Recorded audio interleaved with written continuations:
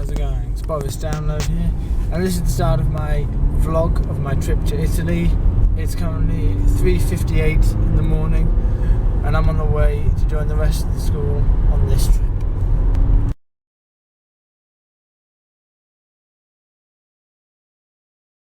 I'm on the coach. Are you going hotel? It's 4:45 in the morning. Over there we got Mark and Matt. Mark over there co-founded the Boris Download Appreciation Society page. Got my mate Westy, my mate James here, and it's still ridiculous o'clock in the morning. So yeah, just gone through security. Got Mark over there, James over there, Matt. Matt, say hello to the camera. Yeah, so onwards and upwards onto the plane. Yes. We got ourselves a Cheeky Nando's breakfast with the lads right here in the airport. Was not expecting that, but we got ourselves a Nando's, boys. Always worth it. Here we are on the plane. Everybody's still very tired, it seems. You just see Matt and Mark absolutely knackered. The James is somewhere down there. Here goes takeoff. Okay, so here we are, just landing in Italy. Touchdown at Rome Airport. I think it's cold now. Everybody clearly very excited. Not that excited. Here we go. So here we are on another coach, this time now in Rome. Hey Westy, did you have a good flight? Yes, I did. It was thoroughly enjoyable. Yes, it was very nice. Excellent. Please take the cameras Can you away. still see me? Yes. Oh. Yeah, all you do is you look probably slightly more beautiful. They suit you. They suit you very much. I can't. Hey Matt, Mark, did you two have a good flight? Matt, did you have a good flight? Awesome. So here we are, next stop, hotel in Rome. Suddenly with that. So I've now found out that we're not in fact going to Rome first, we are going to Ostia, which is at the mouth of the river Tiber. So we'll see what things are like there. We're here in beautiful Ostia, in Italy. Ostia comes from the Roman word for mouth, and it was a very important town for the Roman people because it sits right at the mouth of the river Tiber, and so it was the main port for the city of Rome. And so let's go and take a look around this beautiful city. I think this is amazing, this place. I mean, a lot of people say, you know, one ruin town looks much the same as any other, but I think this place looks really, really great. Look, Evan. You didn't see it. So here we are inside the theatre.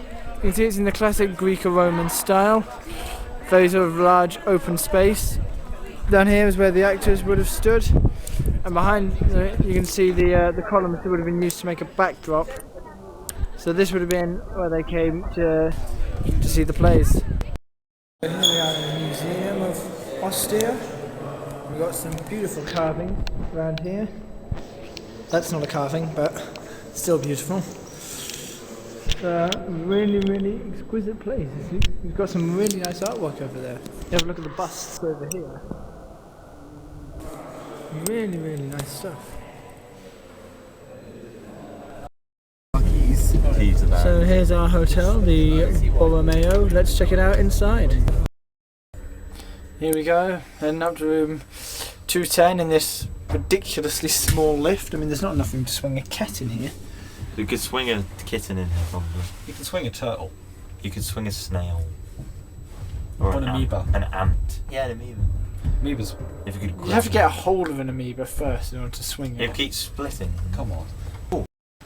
No, James, no. I've already taken it. No. Oh, that means I'm in the middle. No, shotgun. No. No, I'm already here. No. What just knocks me? Wait, I've already Rules placed. are shotgun, James. No, because I've sat. So this is our room now for the next couple of days. Oh, bloody hell, fine. I'm going. And of course here we have the splendid Colosseum, built to house all sorts of incredible events, everything from gladiator tours to chariot races. And look at it, doesn't that just look beautiful, all lit up like this in the middle of the night? Oh, no. So here we are, evening of the first day, we're in the hotel room. It's currently just before 5 to 10. We've had a really great day, just went out for a nice meal. And so this is the end of day one of the Italy trip vlog.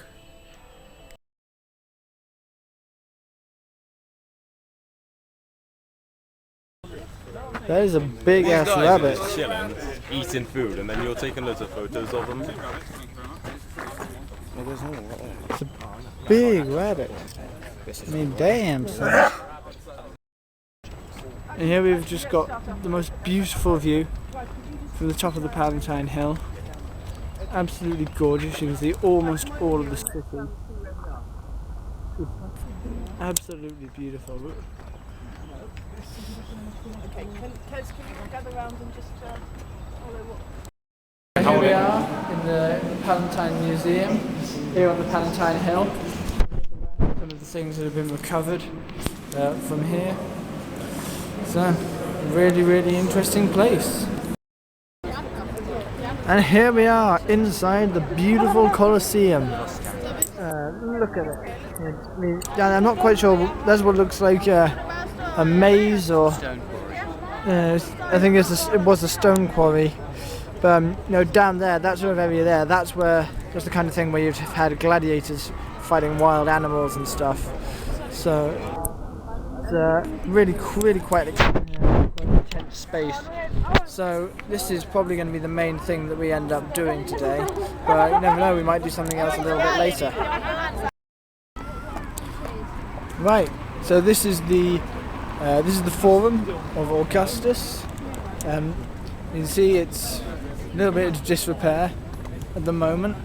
You can sort of get a sense of the scale these places would have been built on, because you can see it's not small. And the size of the wall there, you know, put that in context, that's a hotel building just there behind it, and that's the wall only just in front of it. So it really is a massive structure, and that wall was built by Augustus deliberately. You can see it's got a slightly wonky shape, and he's built that deliberately so that his forum didn't encroach on any public land, because he didn't want to give the idea that he was taking stuff away from the people. So this is where we've ended up at now.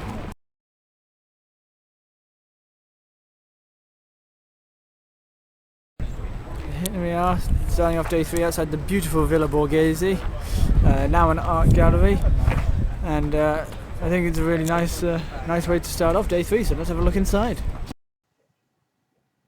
So one thing I noticed about the Villa Borghese, something that I thought was really quite interesting, was, as with most Italian sort of galleries or churches, they had these spectacular ceiling paintings like the one you can see now. However, what I'd noticed on these ones was that in several rooms they had paintings in the corners of the ceiling.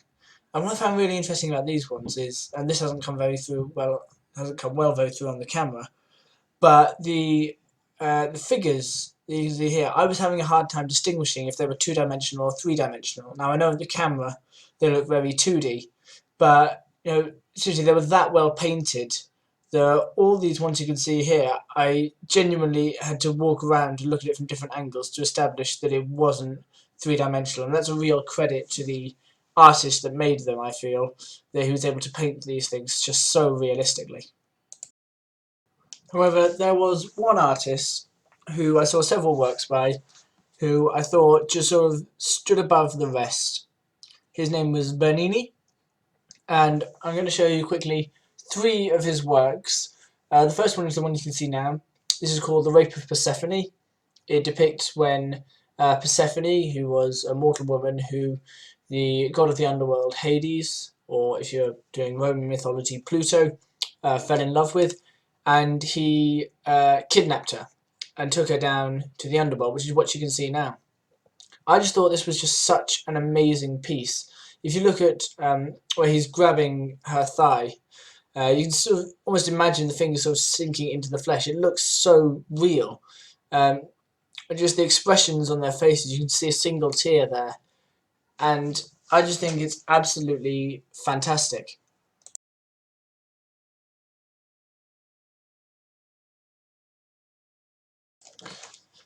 The next piece of Bernini's artwork that I was impressed by was his piece depicting Apollo and Daphne that you can see now. Apollo had fallen in love with Daphne and was chasing her, and she called out to her father, the river, who turned her into a laurel tree, as you can see now. And that seems to be the theme with Bernini's sculptures. He just conveyed the emotions in their faces so vividly that I was just really, really impressed by it. So the final Bernini sculpture is one that's depicting David and Goliath. We have David here just sort of winding up his sling. And again, it's just the face. You can see the determination and the sort of raw anger in his face. And, you know, even in the rope, I just think it's an absolutely spectacular piece of sculpture. This is the museum of the Aue Pax, built by Augustus Caesar. If we come and have a look over here, you can see we've got some very nice inscriptions and carvings on these walls. I always think it's amazing how they're able to produce carvings in such detail on such huge things. I mean, this thing's got to be, you know, 3, 4, 5 meters tall. They're still able to do sort of this level of detail. I do know some of the faces and the cloth, and they're still able to do that much detail. I think it's just fascinating. The Pantheon in Rome, absolutely awesome building. Name comes from 2 Greek words, pan meaning all and theos meaning gods. So it's a temple to all the gods. Absolutely massive building, and there's a massive dome inside, which I'm going to show you in a moment. So there's the dome. Pretty big, I think you'll agree. Up there you've got an opening, it's called the oculus. Oculus is Latin for eye, and that's just completely open. It's just a straight gap up to the sky. And I suppose that's to sort of let them believe that the gods could enter this temple as they wished, but a massive dome there. I think it's 43 meters in diameter, so absolutely huge. And here we've got we have Hadrian's mausoleum here. Huge building. It's absolutely ridiculous. But this is where Hadrian wanted to be buried, really, so it's just absolutely massive. Here we have some of the stunning views from the top. Absolutely fantastic. You can look out over the entire Roman skyline. We've got the River Tiber down there. You get around the corner, you can see a little bit more. That's sort of roughly how far it is to the bottom. We're very worried about dropping this at the moment, but that sort of gives you an idea of how far up we are. So, you know, you can't deny the view though, it's absolutely spectacular. This is the very, very top, so you get a bit of a better view of the skyline out there. Still got the River Tiber over there. But to give you an idea of how much higher we are now, just down there is where I was before. So I'm now up here, a good sort of another 10 meters or so above that. So you consider the height we were at before and where we are now, we're pretty damn high. The weather's still not looking that great. St. Peter's Basilica in the Vatican City. It's supposed to be the mother church of the world, which is why we have these huge great arms here, supposedly being to welcome everybody in. And it's an absolutely huge but very impressive building.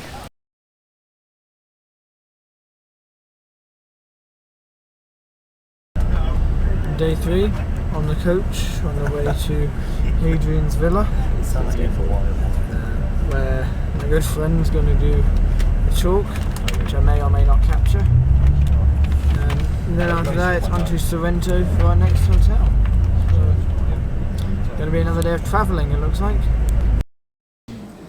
This is a model, Hadrian's villa.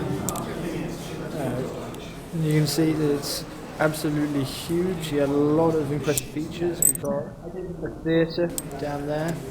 He had not one but two pools. The other one's just over there.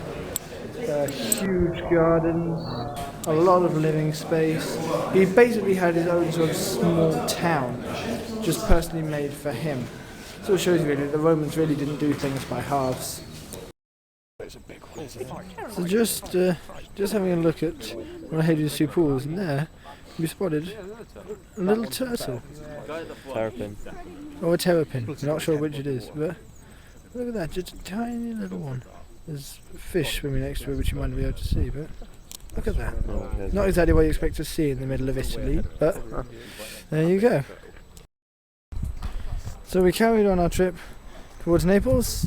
Now we're at, I don't know if it's pronounced Cuma or Cumai, but it's a place down near Naples that was believed to be one of the entrances to the underworld. Over there you can see we've got the sea, and here we've got the ruins of some buildings that used to be there. Quite an interesting place, and the sea certainly makes a nice change of scenery. Here we are, the Hotel Ascot in Sorrento, where we're going to be staying for the next couple of days. You can have a look around the room. It's pretty nice, a bit nicer than the one we were in before. Ditched Westy because he's a snake and we don't want snakes in our midst. But yeah, we finally arrived after, what was it, 3 hours driving? Yeah, too long. Far too long. But yeah, we're here now, and that's the main thing, so yeah.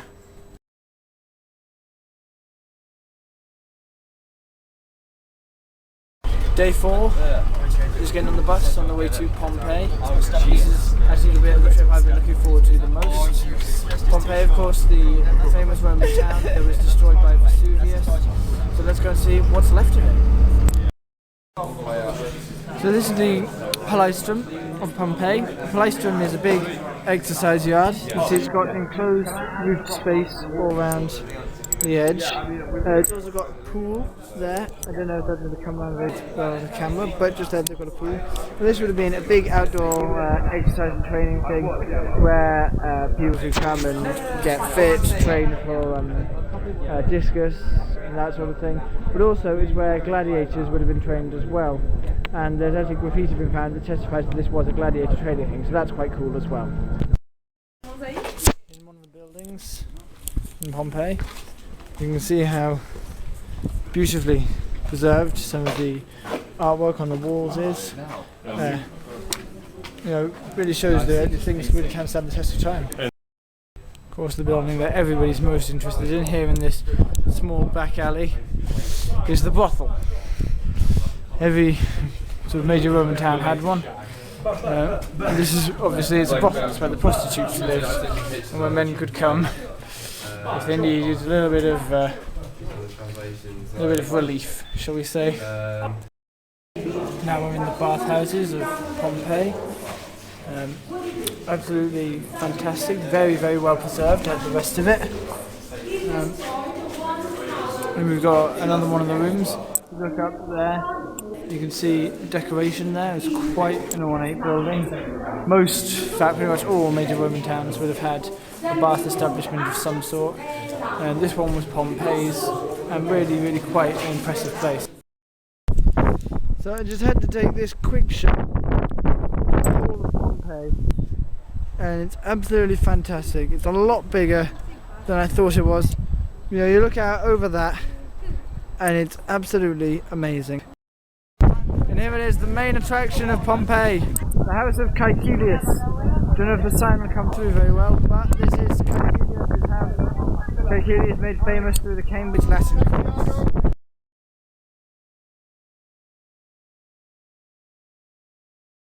Day 5 on the coach. First day is a trip to Pausilipon, I believe. It's an archaeological site of some interest, so we'll see what this one has in store for us. So, slight change of plan. We've actually stopped off at the Amphitheaters Maggiore de Pozzuoli. instead of going to the archaeological site first, but it doesn't really matter because it's an absolutely spectacular place. The third largest amphitheatre in the world, I believe. You can see what's quite interesting is that it's got these access patches to the underground sections of it, and that's where things like the animals would have been kept and the gladiators would have prepared. So really quite an impressive place, and not so bad that we ended up going to the different place first. This is the under tunnels of the great amphitheatre.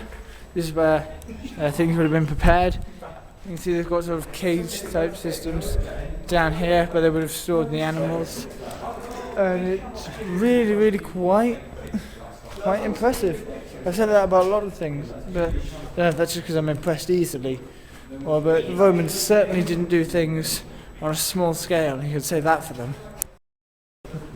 This is the Pausilipon, bequeathed to the Emperor Augustus. Pausilipon means end to pain or end to grief. This is meant to be a very tranquil, peaceful place. I just think the arches are absolutely huge in this tunnel. It's ridiculous.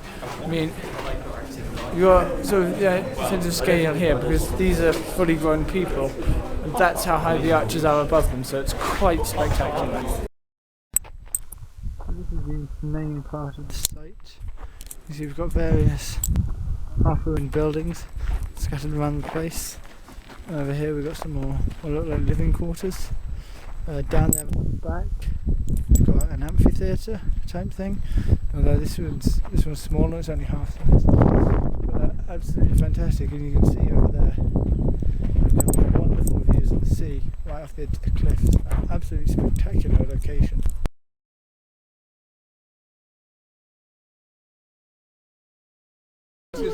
Start of day 6, penultimate day here in Italy, and we've just arrived at Herculaneum, which is sort of Pompeii's partner town. We're going to be having a look around that today. Here we got our first look at Herculaneum. You can see it's again been pretty well preserved. We've got almost entire buildings intact, as you can see here. It's buried a lot deeper than Pompeii, about 20 metres or so, I believe it was buried, whereas Pompeii was only buried 5 or 6, so we can so there's been a lot more digging involved here, but only about a quarter of this has been unearthed, so there's a lot more still to be found. Here we are down in the streets of Herculaneum. Got a nice sort of little open courtyard area here, some housing. So again, buildings have survived quite well. We've got almost second stories here, so very well preserved. And that's because rather than being destroyed by the falling pumice stones as Pompeii was, Herculaneum was hit hardest by the pyroclastic flows. So this mixture of hot gas and ash that would have just swept through the towns and killed everybody like that. So things would have been very well preserved, but they would have just been sort of heated rather than crushed. Down at what would have been the riverside, the old sort of boathouse of Pompeii, and just walking past here, and you can just see that there are hundreds and hundreds of skeletons, just piles of bones and skulls, and it's really quite disturbing to think that these people would just have died right here, just sort of as they were, trying to flee from this volcanic eruption, and then they just died here. I mean, there's just so many of them. That's what's so hard to believe. So many of them in such close proximity. They're just quite disturbing.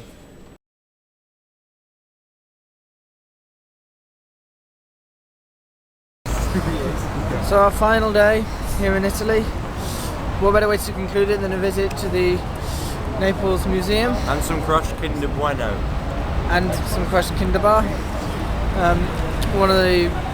Apparently one of the most spectacular museums in Italy. Lots of great finds here from places like Herculaneum, Pompeii. The outside is certainly very impressive. So let's have a look at what they've got for us. So, as is to be expected in Roman Right, Italian museum. Plenty of impressive statues. Many busts, as can be seen down here. Big statues there. Lots and lots of nudity, of course. But, you know, we've got some particularly big ones like this head over here is ridiculous. But, you know, again, as I said before, the Romans didn't do things by house. I mean, look at it compared to that one, compared to this guy here. Ridiculously big. One piece of art I felt I just had to share was this. This is it's actually called the Farnese Bull. It's just a fantastic statue because there's just so much going on. We've got bull with who I can only assume is Greeks would call her Athena. I can't remember what the Romans would call her. But standing here watching, well, we have, I believe, Rodrigo Borgia, Pope Alexander VI, tried to hold off this bull from attacking. Making Farnese one of his favourite mistresses. And you've just got so much going on. You've got even down to the detail of the rope. Zooming on that, you might be able to see. They've even got little sort of turns and notches in the rope, and then just down here at the base, you've just got, you know, intricate little carvings. You know, you've got a snake, or it looked like some sort of living dog. You've got an owl in there. It's just absolutely fantastic. You know, I can imagine this taking decades to complete, and just it always amazes me how incredible, you know, old style art was. And it's a shame really that most of these techniques have been lost in today's world. Another piece of artwork which I felt I had to put in here just because it made me laugh was this one here. It's depicting the god Dionysus with his satyr, the half man, half goat. They sort of worked for him, as it were. But just this guy over here, I spotted, and the face he was making, just I saw it and I couldn't help but burst out laughing. So I felt I had to put that painting into this vlog. So the other thing I saw at the Museum of Naples was just glancing out the window. I saw that we'd got 3 statues of what looked like Batman, and when I went closer I realised that they actually were, so that puzzled me a bit, until I looked up at the ceiling and I saw these two, I don't know if you'd call them carvings, but sort of figures sticking out the wall, and it's just part of the hype for the Batman versus Superman film. Was not expecting to find that in the middle of the Naples Museum, but there you go.